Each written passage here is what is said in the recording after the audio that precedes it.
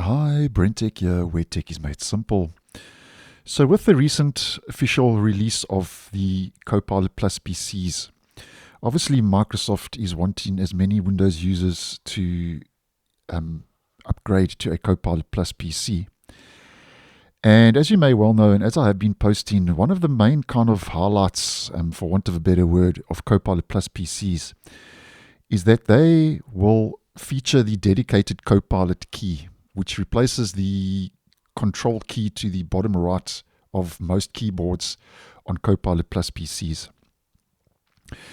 And obviously, this is one of the biggest so-called changes Microsoft has made in about 30 years in regards to Windows keyboards.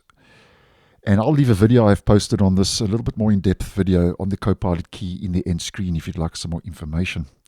Now, obviously, when you use the Copilot key, it will launch the Copilot app, which is a remodeled version of Copilot on the Windows 11 desktop, as I've been posting.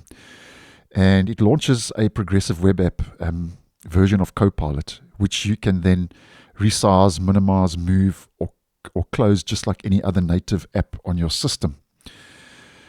Now, with one of the changes that Microsoft has made with this new app, as I have posted in a video previously on the app, and I'll also leave that in the end screen if you'd like some more info, is that Microsoft is removing and has removed the Win and C keyboard shortcut that you could previously use to open up Copilot on Windows 11.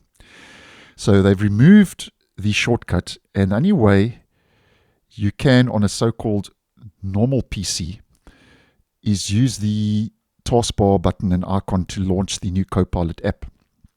Where if you are using a Copilot Plus PC, you can use the dedicated Copilot key, which so-called normal laptops or keyboards do not have. So that begs me to ask the question, and I'm going to leave this one open in the comments for you guys. With this move, do you think that Microsoft is trying to boost the sales of Copilot Plus PCs?